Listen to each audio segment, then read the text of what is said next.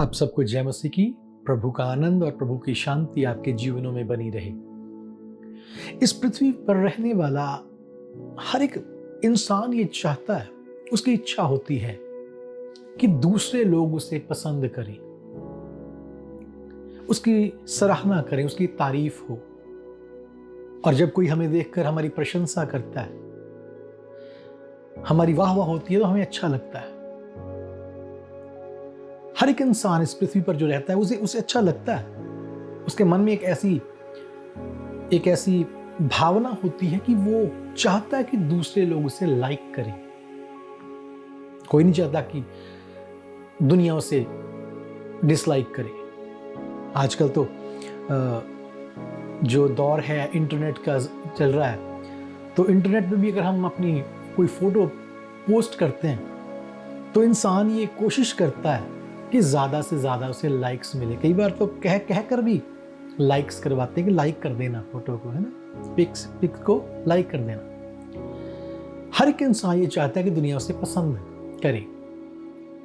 इसलिए हम अपने पहरावे को अच्छे से अच्छा पहनने की कोशिश करते हैं कि हमारी ड्रेस को देखकर लोग हमें पसंद करें।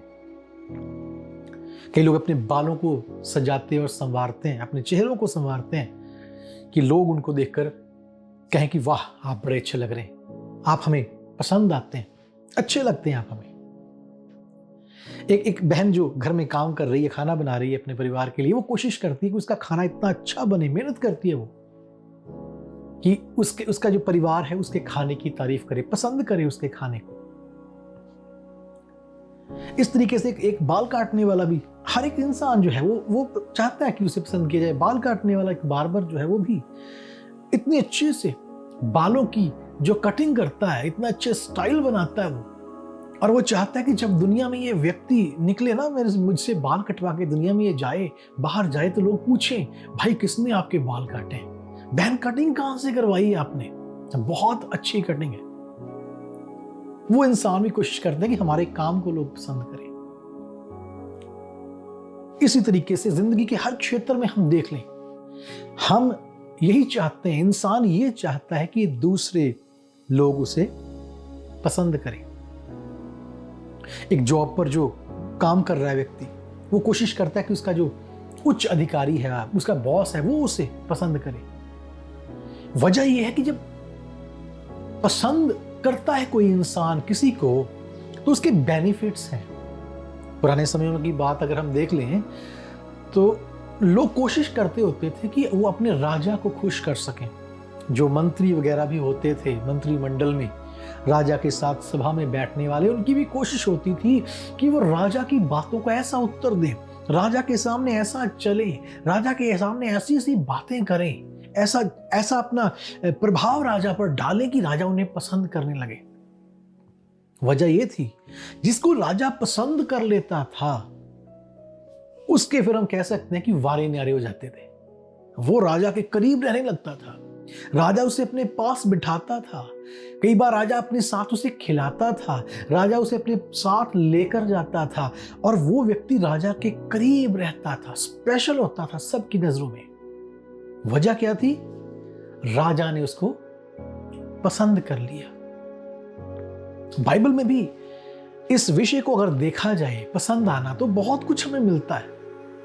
इंसान कोशिश करता है पसंद आने की दूसरों को। आपको याद होगा 10 कुमारियां जो थीं, वो बड़े मेहनत करके उन्होंने अपने आप को तैयार किया। अपने आप को तैयार करती हो, खूबसूरत लगती हैं, अच्छी पोशाक पहनती हैं, वो हार श्रृंगार करती हैं, और ये कोशिश है कि जो दुल्हा आने वाला है वो हमें पसंद कर ले, वो हमें जब देखे तो हम उसको भा जाएं, उसके दिल को लग जाए, और वो हमें अपने साथ ले जाए। खैर, वहां पर 5 जो थी वही दुल्हे के साथ जा पाई, और 5 रह गई। 5 ही पसंद आई, हम कह सकते हैं, 5 नहीं आई। 5 के लिए दरवाजा बंद हो गया, 5 अंदर चली गई। इसी विषय पर आज कुछ समय हम खुदा के कलाम में से देखेंगे कि वो कैसे लोग हैं जो यीशु को पसंद आते हैं। बादशाहों के बादशाह को कैसे लोग भाते हैं। अब देखिए, ये बात बड़ी जरूरी है समझने वाली। यीशु प्यार सबसे करते हैं, यीशु सबसे प्यार करते हैं, पूरी दुनिया से करते हैं। एक पापी से भी बदतर से बदतर पापी जो है उससे भी यीशु प्यार करते हैं। लेकिन पसंद वो कुछ को करते हैं। पसंद आना और प्यार करना दो अलग बातें। प्यार यीशु का सबके लिए है, इसलिए यीशु ने सबके लिए जान दी, लहू बहाया कि कोई भी नाश ना हो जाए।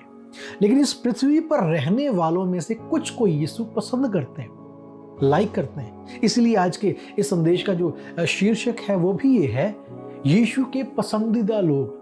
कैसे लोग यीशु को पसंद आते हैं। एक इंसान कोशिश करता है कि वो दुनिया के राजा को पसंद आ जाए, क्योंकि अगर राजा ने पसंद कर लिया तो फिर जिंदगी बदल जाएगी, जिंदगी का स्टैंडर्ड बदल जाएगा। हमान से एक दिन बादशाह पूछता है, कहता अगर राजा को कोई व्यक्ति पसंद आ जाए या राजा किसी का ऑनर करना चाहे तो उसे क्या करना चाहिए। तो हमान ने यही सोचा भी राजा जब किसी को पसंद करने लग जाए, राजा को कोई बंदा भा जाए और राजा उसका आदर करना चाहे, फिर तो बेस्ट से भी बेस्ट होना चाहिए। और हमान बताता बादशाह सलामत, आप अपने घोड़े पर जबरदस्त उसको तैयार करके पोशाक पर, सारी बातें आप जानते हैं कि ऐसे उसको बिठाकर पूरे शहर में उसके आगे आगे जो है वो ढोल बजते जाए, नगारे बजते जाएं और उस व्यक्ति के बारे में बताया जाए कि ये कैसा व्यक्ति है, इसने क्या किया है, राजा ने इसे क्यों पसंद किया है, राजा ने इसका क्यों आदर किया है। तो हमान सोच रहा था शायद उसके लिए, इसलिए वो बताता है उस स्टैंडर्ड को कि जब राजा को कोई पसंद आता है तो राजा उसका सम्मान कैसे करता है, राजा उसका आदर कैसे करता है, राजा उसे कैसे अपने करीब रखता है, राजा कैसे उसे वैल्यूएबल जानता है।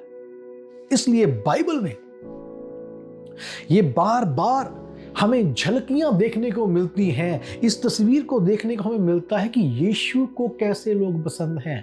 अगर एक दुनियावी राजा को कोई इंसान पसंद आ जाए, उसकी जिंदगी बदल जाती है। अगर एक बादशाहों के बादशाह यीशु मसीह, हमारे खुदावंद, हमारे प्रिय को हम पसंद आ जाएं, तो हमारी जिंदगी कहां से कहां पहुंच जाएगी ये हम कल्पना भी नहीं कर सकते। खुदा को पसंद आ जाना ये जिंदगी में सबसे बड़ी बात है। और आज हम कुछ बातों को देखेंगे, बहुत बड़ा विषय है ये।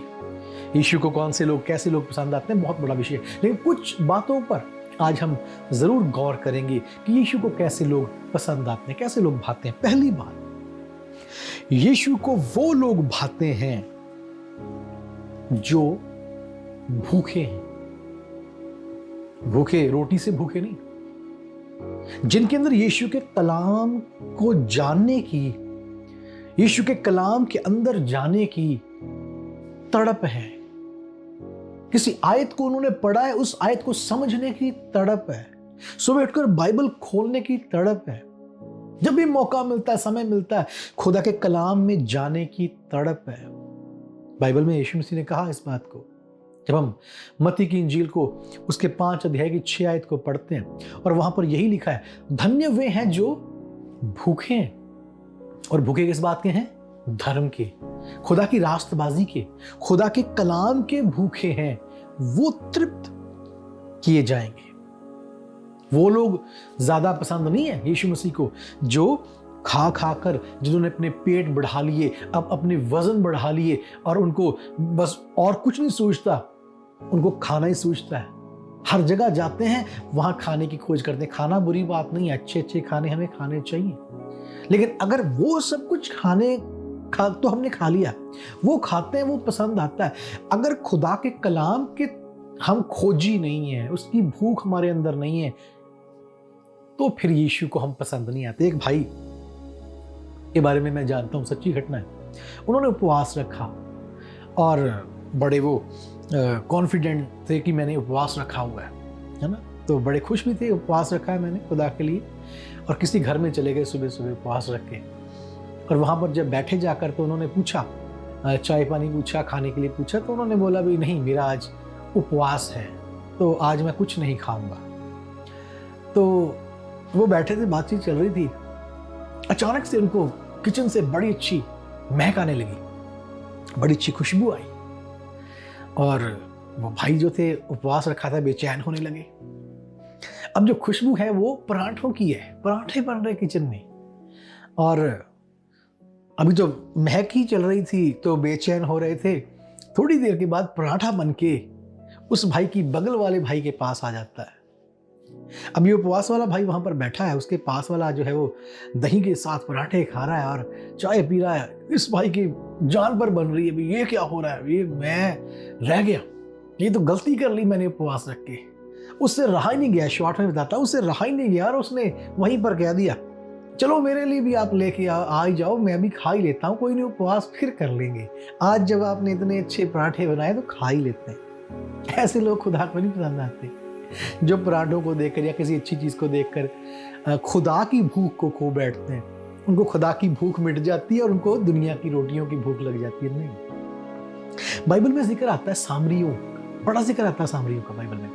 एक बार यीशु कुएं पर बैठे हैं, एक सामरी औरत उनसे मिलने के लिए, पानी लेने के लिए वहां पर आती है और यीशु की मुलाकात सामरी औरत से होती है, वहां पर बातचीत होती है और यीशु उसको उसके जीवन के बारे में बहुत कुछ बता देते हैं। आप कहानी को जानते हैं।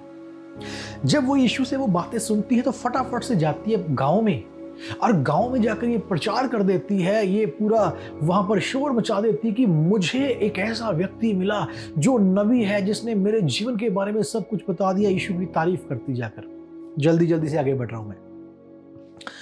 तो लिखा है यीशु मसीह उस गांव में आते हैं, वो लोग यीशु मसीह को इनवाइट करते हैं अपने गांव में। और बड़ी बात वहां पर यह है, वो यीशु को चमत्कार करने के लिए इनवाइट नहीं करते।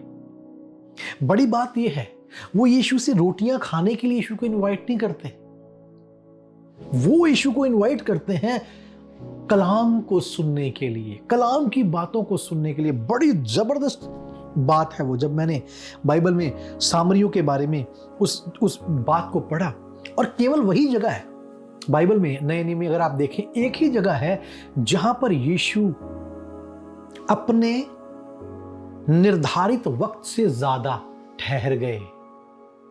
यीशु के प्लान होते थे, हम सबके प्लान होते हैं ना, यीशु के प्लान होते थे आज यहां से चल रहे हैं, इतना सफर में टाइम लगेगा और दूसरे दिन गांव में पहुंच जाएंगे, वहां से आगे चले जाएंगे। और यहां भी लिखा है कि यीशु मसीह उस रास्ते से होकर जा रहे थे। प्लान नहीं था वहां पर रुकने का सामरियों के उस गांव में।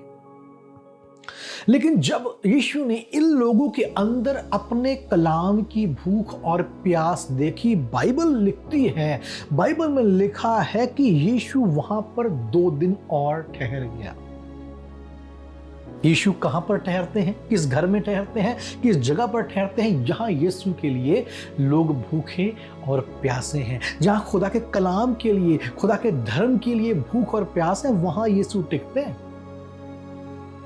जहां यीशु के कलाम का निरादर है, वहां यीशु नहीं टिक सकते।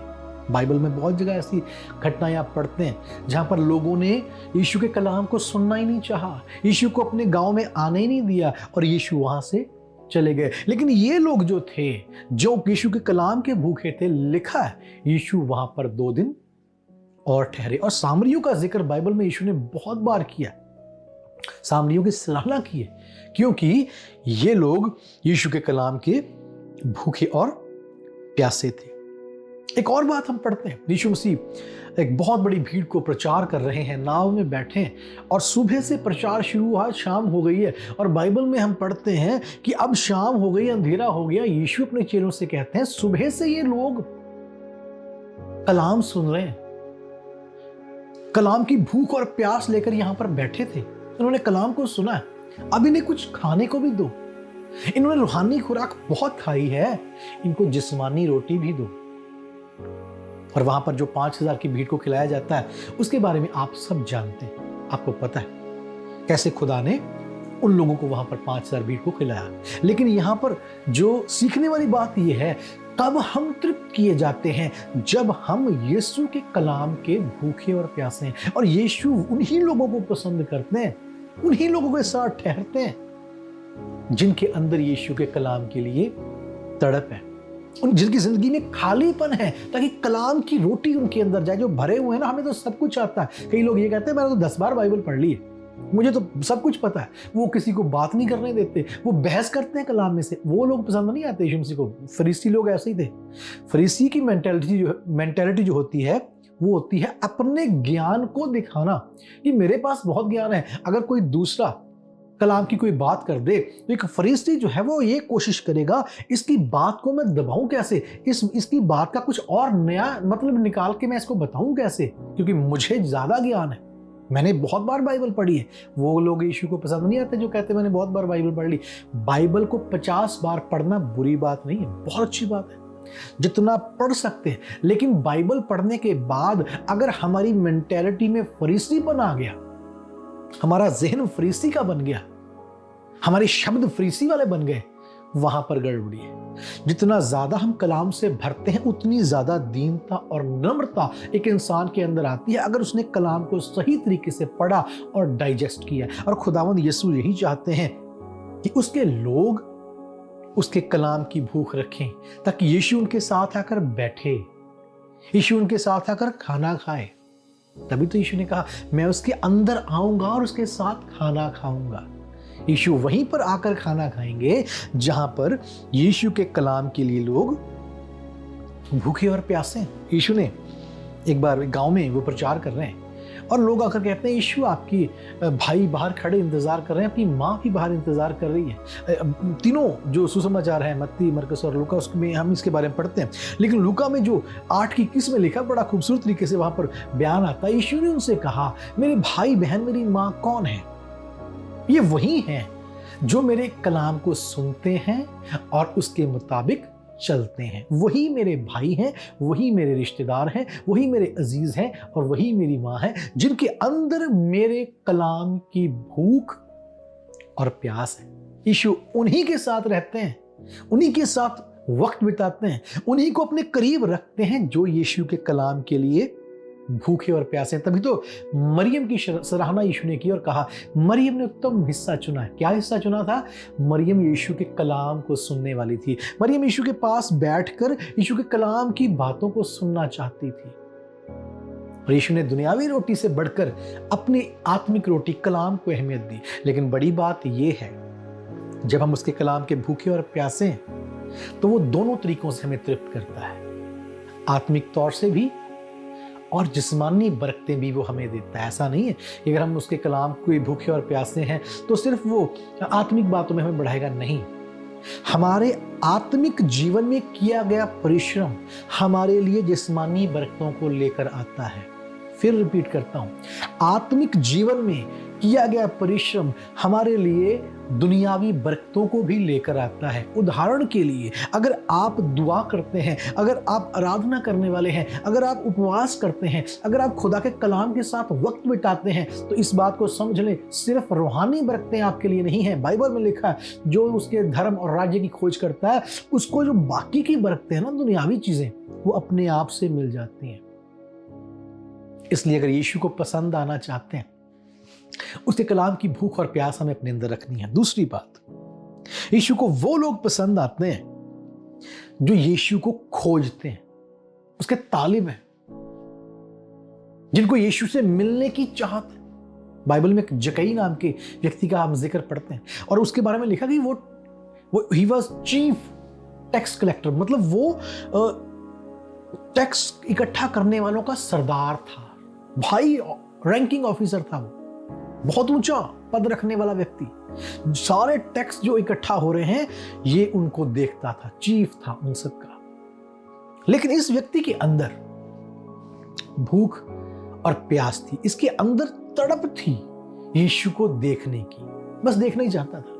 यीशु के बारे में सुन रखा था बहुत कुछ, यीशु ऐसे हैं, यीशु ऐसे काम करते हैं, बहुत कुछ सुना होगा यीशु के बारे में। यीशु जिंदगियां तब्दील कर देते हैं, यीशु उद्धार कर देते हैं, पता नहीं क्या क्या सोचे। मुझे लगता है इस व्यक्ति के अंदर, क्योंकि यीशु हमारी चाहत के मुताबिक हमारे लिए काम करते हैं, यीशु ने उसे और कुछ बरकत नहीं दी। जब इसके घर में आए तो यीशु ने एक ही बात इससे कही, जकई आज तेरे घर में उद्धार आया है। मैं ये सोचता हूं कि वो उद्धार पाना चाहता था। उसे अपने जीवन में जो कुछ बुराइयां थी वो उसको समझ आ चुकी थी और वो उन सारी चीजों से छूटकर उद्धार पाना चाहता था, साल्वेशन चाहता था, वो मुक्ति चाहता था। आज भी लोग मुक्ति मोक्ष की खोज में जगह जगह जाते हैं, ऐसे मुक्ति मोक्ष नहीं मिलता है। मुक्ति मोक्ष उसी से मिल सकता है जिसके पास वो है। अगर मिठाई चाहिए ना तो हमें मिठाई की दुकान पर जाना पड़ेगा। मिठाई ढूंढने के लिए आप किसी जूतों की दुकान में नहीं जाएंगे। एक व्यक्ति को मिठाई चाहिए और जूतों की दुकान में जाकर बैठा कि मुझे मिठाई मिल जाए, मिठाई नहीं मिल सकती। मिठाई के लिए मिठाई वाले के पास जाना पड़ेगा, क्योंकि मिठाई उसी के पास से मिलेगी। उद्धार के लिए भी अगर हम सही जगह पर जाकर यीशु के पास आकर उद्धार खोजते हैं तो मिल जाएगा। अगर गलत जगहों पर जाकर हम खोजते फिरते हैं उद्धार मिल जाए, मोक्ष मिल जाए, कभी इधर जाते हैं, कभी उधर जाते हैं, कभी ऊपर जाते हैं, कभी नीचे आते हैं, उद्धार मिल जाए, उद्धार नहीं मिल सकता। उद्धार के लिए यीशु को खोजना पड़ेगा, यीशु को पुकारना पड़ेगा। और जक्कई जो था, लिखा है वो यीशु को देखना चाहता था। कद में छोटा था, आप सारी कहानी जानते हैं इसलिए कहानी की डिटेल में नहीं जाएंगे। पेड़ पर चढ़े हुए जब यीशु ने इसको देखा, चढ़ा हुआ देख रहा होगा बीच में से छिपकर, यीशु ने कहा नीचे आ जा, मुझे तेरे घर आना है। फिर से वही बात है, यीशु किसके घर आते हैं? यीशु को कौन पसंद आता है? जो उसका खोजी है, जो यीशु को देखना चाहता है। उसने यीशु को इनवाइट नहीं किया कि यीशु आओ मेरे घर, नहीं किया। हमारा खुदा ऐसा है। आज बहुत से लोग इनवाइट करते हैं, आओ जी हमारे घर आ जाओ, हमारे घर आ जाओ। आप सब समझदार हैं। अपने घर में किसी को बुलाने के लिए, किसी ईश्वर को बुलाने के लिए लोग बड़ा संघर्ष करते हैं, लेकिन हमारा खुदावंद यीशु ऐसा है। अगर कोई उसके लिए अपने मन में चाहत भी रखता है ना कि प्रभु मैं आपको देखना चाहता हूं, प्रभु मैं आपसे मिलना चाहता हूं, खुदावंद खुद उसके पास आते हैं और कहते हैं मुझे तेरे घर में रहना है आज। है कोई ऐसा खुदा जो खुद आकर कहता है मुझे बेटा तेरे घर में रहना है, मुझे बेटा तुझे उद्धार देना है, बेटा मुझे तेरे घर में बरकत लेकर आनी है? ये हमारा खुदावंद यीशु है। मुबारक है हम जिन लोगों को यीशु ने चुनकर अपने बेटे और बेटियां बनाया, और वो चाहता है कि हमारी जिंदगियों से पसंद आए। और यीशु को वही पसंद आता है जो उसको खोजता है। जक्कई ने यीशु को खोजा और लिखा है कलाम पाक में कि यीशु उसके घर में आते हैं, और इतना ज्यादा वो यीशु के साथ जुड़ जाता है, यीशु की इज्जत करता है, यीशु से प्यार करता है, अपने जीवन को खोल देता है कि अपने घर की सारी जो 2 नंबर की कमाई थी वो निकाल देता है। और वहां पर बड़ी सीखने वाली बात यह है, यीशु जब उसके घर में जाते हैं, वहां पर फरीसी थे, सदूकी थे, बहुत बड़े बड़े जो सिखाने वाले बैठे हुए थे, धनी धनवान और लोग भी बहुत थे। किसी को यीशु ने नहीं कहा भी तेरे घर में उद्धार आया, किसी को यीशु ने नहीं कहा भी तू मुझे पसंद आया।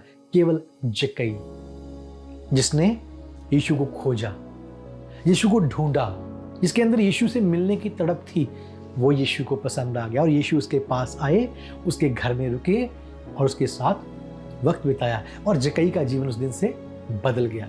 जक्कई के पास दुनियावी चीजें बहुत थी, लेकिन उसके पास यीशु नहीं था। लेकिन आज उसके पास यीशु आया, आज उसके पास उद्धार आया, आज उसके पास सच्ची शांति, सच्चा आनंद आया, उसको जीने के मायने मिले। कई लोगों को पता नहीं हम जी क्यों रहे हैं, आज जक्कई को पता चला कि उसे जीना है और क्यों जीना है। खुदावन चाहते हैं कि हमारे जीवन उसको भाएं, लेकिन पहली बात, यीशु को वो भाते हैं जो उसके कलाम के लिए भूखे और प्यासे हैं। दूसरी बात, यीशु को वो भाते हैं जो यीशु को देखना चाहते हैं, यीशु के खोजी हैं। तीसरी बात, यीशु को वो भाते हैं जो अपने गुनाहों को अंदर दबा कर नहीं रखते, बोल देते हैं। आपको पता है जो गुनाह दबा रहता है वो बहुत बड़ी एक भयानक मृत्यु को लाता है। दबा हुआ गुनाह हमारी जिंदगी में सड़ाहट पैदा कर देता है। दबा हुआ गुनाह हमारी जिंदगी के आनंद को छीन लेता है। दबा हुआ गुनाह हमारी जिंदगी की बरकतों को रोक देता है। भजन 32 में दाऊद इस बात को लिखता है, खुदावन जब तक मैंने अपना गुनाह छिपा कर रखा था तो मेरी जिंदगी बहुत भयानक बन गई थी, मेरे हालात बदतर हो गए, मेरी हड्डियां पिघलने लगी थी, धूप में झुलसे हुए व्यक्ति के समान मैं बनता जा रहा था। लेकिन 5वीं आयत में वो कहता है, आइए इस आयत को पढ़ दें। 3री आयत से 5वीं आयत तक हम पढ़ते हैं, भजन 32 उसकी 3, 4 और 5 आयत। जब तक मैं चुप रहा तब दिन भर कराहते कराहते मेरी हड्डियां पिघल गईं, क्योंकि रात दिन मैं तेरे हाथ के नीचे दबा रहा और मेरी तरावट धूप काल की सी झुर्राहट बनती गई। जब मैंने अपना पाप तुझ पर प्रकट किया और अपना अधर्म ना छिपाया और कहा मैं यहोवा के सामने अपने अपराधों को मान लूंगा, तब तूने मेरे अधर्म और पाप को क्षमा किया। जैसे आगे बढ़ते जाते हैं तो खुदावंद उससे कहता है कि अब मैं तुझे सिखाऊंगा कि जीना कैसे, चलना कैसे। ये कब हुआ? जब दाऊद अपना गुनाह खुदा के सामने मानता है। जब तक गुनाह नहीं माना, दबा रहा, तब तक हड्डियां पिघलने लगी थी, बड़ी बेचैनी में था। लेकिन जैसे ही खुदा के सामने अपने दिल को खोला, जिंदगी बदल गई। उड़ाऊ पुत्र ने जैसे ही अपनी व्यथा आकर अपने पिता को सुनाई, उसकी जिंदगी तब्दील हो गई। माना उसने, मैंने ये गुनाह किए पिता, मैं शायद आपका बेटा कहलाने के लायक भी नहीं, लेकिन बाप बेटे को अपने गले से लगाता है और फिर से उसे वही रुतबा दे देता है। बाइबल में लिखा है, जो अपना अधर्म छिपा रखता है उसका काम सफल नहीं होता, लेकिन जो उसको खुदा के सामने मान लेता, अंगीकार कर लेता और छोड़ देता है, वो खुदा की तरफ से दया पाता है। खुदा को वो लोग सब पसंद आते हैं जो अपने जीवन के गुनाहों को उसके सामने मानते हैं। देखिए, खुदा हमारे सब गुनाहों को जानता है, नो डाउट। उसे वो गुनाह भी पता है जो आपने अंधकार से भी अंधकार में किए, जो किसी को नहीं पता होंगे, वो खुदा को पता है। लेकिन बात यह है, पता होने वाली बात चलेगी नहीं। खुदावन ने सिस्टम यह बनाया है कि हमें अपने अंदर जो कुछ छिपा रखा हमने, उसे खुदा के सामने खुद मानना पड़ेगा। खुद मानना पड़ेगा, खुद मानना होगा उसे। बिना माने, अपने मुंह से अंगीकार किए बगैर वो जो पाप है वो वैसे ही दबे रहेंगे और हमारे जीवन में ना तरक्की, ना खुशहाली, ना आनंद, ना बरकत, ना भरपूरी, कुछ नहीं आएगा। एक डस्टबिन जब तक बंद पड़ा रहता है, उसके अंदर कूड़ा है, बंद है, अंदर कूड़ा सड़ता रहता है और उससे बदबूदार हो जाता है। लेकिन अगर उस डस्टबिन को साफ करना है, उसको खोलना पड़ेगा, उसके ढक्कन को। वैसे ही इस जिंदगी में जो गुनाह की गंदगी भर रखी है, उसको खुदा के सामने अगर हम नहीं मानते तो वो गुनाह दबे रहेंगे, बदबूदार जीवन हो जाएगा। लेकिन अगर हम चाहते हैं हमारी जिंदगी साफ हो जाए, अपने मुंह को खोलकर खुदा के सामने बोलना पड़ेगा, प्रभु मुझसे ये हुआ है, मुझे क्षमा कर। उसी वक्त खुदावंद अपने सीने से हमें लगाता है। यीशु को वो लोग पसंद आते हैं जो अपने गुनाहों को दबा कर नहीं रखते, उसके सामने मान लेते हैं और छोड़ देते हैं। उन पर दया हो जाती है। अगर हमारी जिंदगी में कोई भी बात ऐसी है जो दबी हुई है, किसी के साथ नहीं बांटी, और हमें लगता है कि वो बोझ है, हड्डियां पिघलने वाला अनुभव है, हमें चैन नहीं आ रहा, ना रात को चैन है, ना दिन को चैन है, हम विचलित हैं, हमें अपने जीवन को खुदा के सामने खोलने की, उसके सामने बोलने की जरूरत है, अंगीकार करने की जरूरत है। ऐसा कभी अपने दिमाग में ना सोचकर बैठना भी, उसको पता ही है वो अपने आप कर देगा। अपने आप नहीं करेगा, वो जो हमें करना है, हमारा हिस्सा में करना पड़ेगा। दाऊद कहता है, जब मैंने अपना मुंह खोला खुदा, तुझे बताया, तो मेरी जिंदगी में आनंद और शांति आई। खुदावंद यीशु को वो लोग भाते हैं, वो पसंद आते हैं जो अपने जीवन में अपने गुनाहों को मान लेते हैं। यीशु को वो लोग पसंद भी आते हैं, चौथी बात, जो सच में दयालु हैं। दयालु, करुणामय है, दयालु है। दयालु सिर्फ शब्दों में नहीं। जब मत्ती की इंजील उसके 5 अध्याय को हम पढ़ते हैं, उसकी 7 आयत में लिखा है, मुबारक वो लोग हैं जो दयावंत हैं, क्योंकि उन पर भी दया की जाएगी। अब दयालु होने का क्या मतलब है? अंग्रेजी का तर्जुमा है मर्सीफुल। दयालु, किसी व्यक्ति को दुख में जब हम देखते हैं तो उसके लिए बड़े दर्द से भरे हुए शब्दों को बोलना, बड़े ही सॉफ्ट तरीके से बोलना दया नहीं है। उसकी हालत को देखकर तरस के शब्द उसके लिए बोल देना दया नहीं है। किसी नंगे को तरस की नजरों से देखना, बहुत बुरी हालत है इसकी, कपड़ा नहीं है बेचारे के पास, वो दया नहीं है। एक व्यक्ति यरूशलेम से यरीहो को जाता, आप जानते हैं, और उसको जब जख्मी हालत में जो डाकुएं छोड़ जाते हैं, 2 व्यक्ति निकल जाते हैं वहां पर देखकर उसे, पहला याजक और दूसरा लेवी। और उन्होंने पता नहीं अब उस पर तरस किया या क्या किया, हम नहीं जानते कि उसने उनको कैसी दया आई, उनको दया आई भी या नहीं, या फिर उनको सिर्फ शब्दों वाली दया आई, हो बहुत बुरा हाल है, पता नहीं कैसी दया उन्होंने दिखाई, चले गए वो। लेकिन असली बाइबल में दया वो दया है जो किसी दुखी के दुख में खुद साथ जाना, उसके पास बैठना, उसके जख्मों को साफ करना, उसके जख्मों पर मरहम लगाना, उसे अपनी सवारी पर बिठाना, उसे उस जगह ले जाना जहां पर उसको जाने की जरूरत है, वो है दया दिखाना। आज की मसीहत में दया जो है वो शब्दों की है। ज्यादातर मसीहत में दया बहुत है। किसी को दुख में देखते हैं, बीमार को देखते हैं, बहुत दया आती है। शब्द ऐसे मुलायम हो जाते हैं, मोम जैसे पिघलने लगते हैं कि लगता है भी इससे ज्यादा दयालु बंदा हो ही नहीं सकता। शब्दों में ऐसी दया की बस बयान से बाहर। लेकिन वो दया नहीं है। खुदावंद यीशु उस इंसान को पसंद करते हैं जो सच में दया दिखाता है, जो दया करता है, जो दयावंत है। दया के शब्द बोलने वाला नहीं, दया करने वाला यीशु को पसंद आता है। हमें जीवन में बहुत बार मौके मिलते हैं मेरे भाई मेरी बहन, इस बात को आपने देखा होगा। हमें अपने जीवन में दया करने के बहुत मौके यीशु ने दिए हैं। तभी तो वो कहते हैं मैं भूखा था, प्यासा था ना, नंगा था, वो सारी चीजें, वो सबके पास वो अवसर आते हैं। आपके घर में, आपके घर के पास, आपके परिवार में, आपके रिश्तेदारों में, आपके आस पड़ोस में, सड़क पर, आपके काम पर, अस्पतालों में, स्कूलों में, दफ्तरों में, हर जगह आपको ऐसे मौके जरूर मिलते हैं जहां पर हम दया कर सकते हैं, जहां पर हम दया दिखा सकते हैं। लेकिन कई बार हम सिर्फ शब्दों की, जैसे दुनिया शब्दों के साथ दया भावना व्यक्त करती है, वैसे कई बार हम भी कोशिश करते हैं कि वैसे चलो शब्दों के साथ ही काम निपटा दिया जाए तो बड़ी अच्छी बात है, और फिर घर आकर दुआ भी करते हैं, वो अच्छी बात है दुआ करना। लेकिन दया सिर्फ शब्दों और दुआओं में नहीं होनी चाहिए। दया हमारे कामों में हमें दिखानी है। जहां तक हम कर सकें, जहां तक हमारी योग्यता है, जो हमारे बस में है दया करनी, वो करनी चाहिए। ऐसा नहीं है कि कर्ज ले लेकर दया करते फिर, नहीं, ऐसा भी नहीं है। लेकिन जो हम कर सकते हैं, जो हमारे पास, उस व्यक्ति के पास था, क्या सामरी के पास था, उसके पास वो तेल था, उसके पास वो पट्टी थी, वो मरहम थी, जो उसने इस्तेमाल कर दी। जो आपके पास है, जो किसी जरूरतमंद के लिए दया का एक साधन बन सकता है, उसे इस्तेमाल कर दें।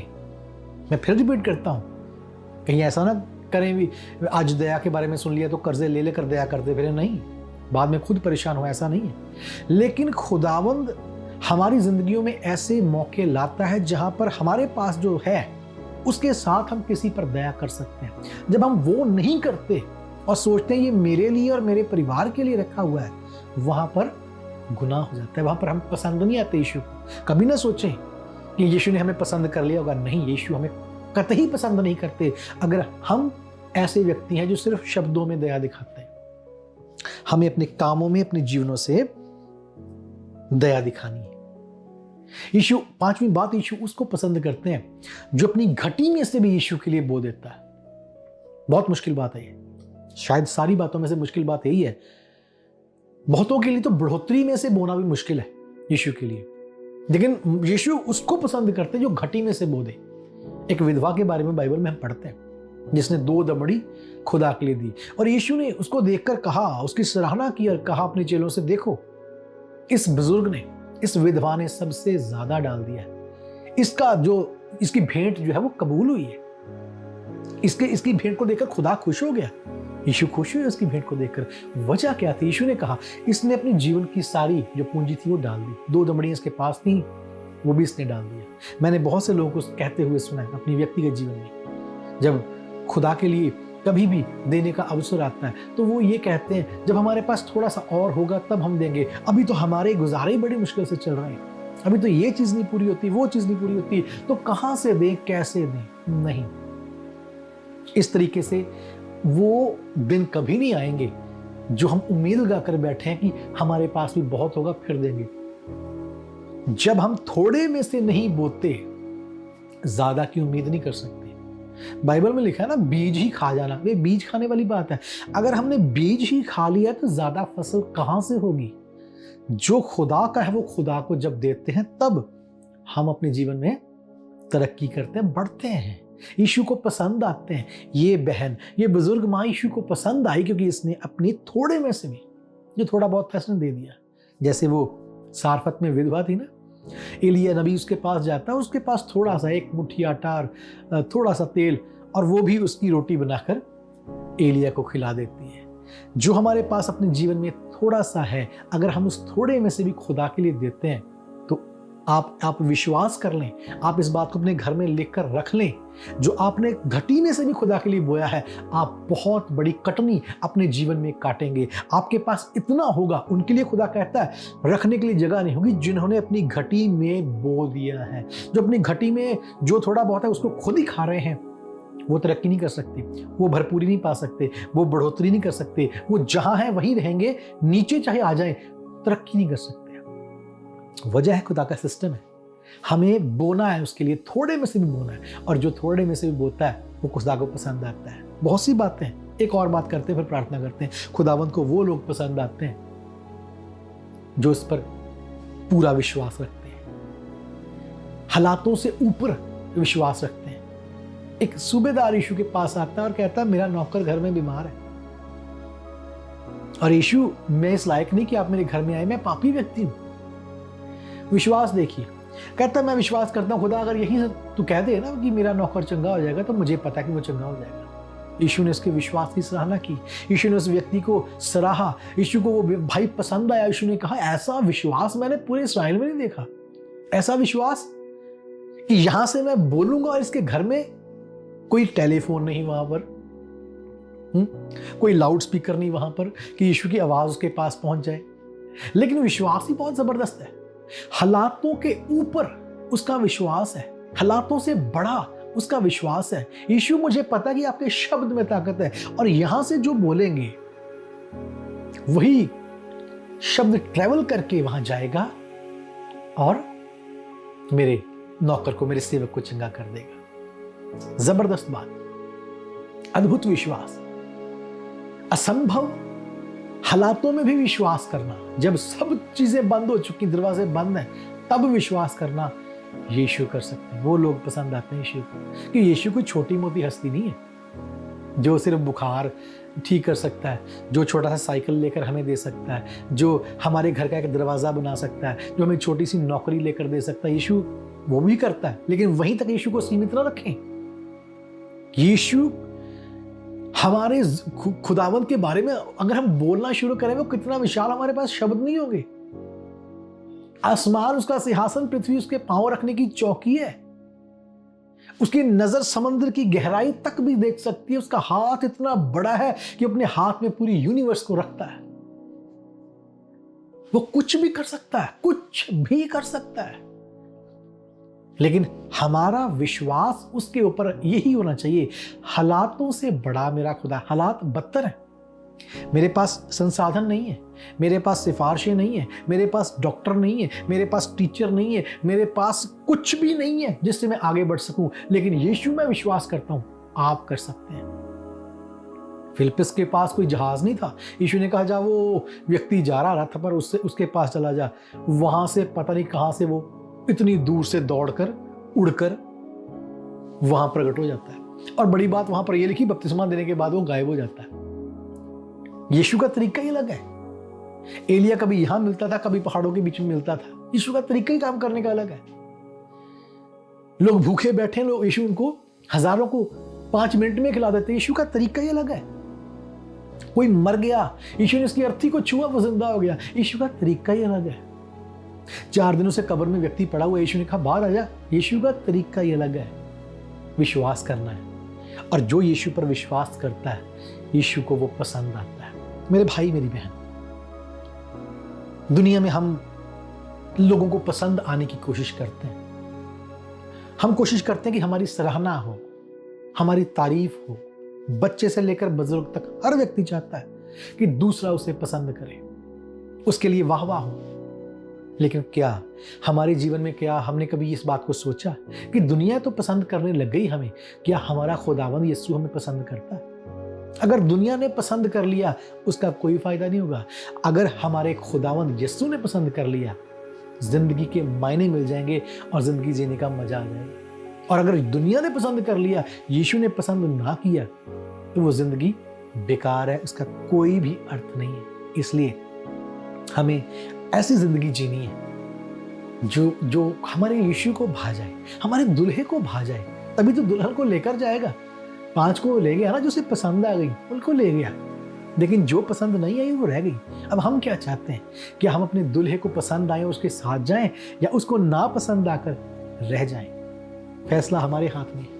और मुझे पता है कोई भी खुदा का बेटा और बेटी ये कभी नहीं चाहता कि हम यीशु को पसंद ना आए और रह जाएं उसके साथ जाने से। इसलिए हमें कोशिश करनी है, अपने जीवन में लड़ाई लड़नी है, हमें मेहनत करनी है कि हम यीशु को पसंद आए। और उसको कौन पसंद आता है? पहली बात, जो उसके कलाम के लिए भूख रखते हैं। दूसरी बात, जो यीशु को खोजते हैं। तीसरी बात, जो अपने गुनाहों को दबा कर नहीं रखते, उसको बता देते हैं और छोड़ देते हैं। चौथी बात, जो दया करते हैं, सिर्फ शब्दों में नहीं असल में दया करते हैं।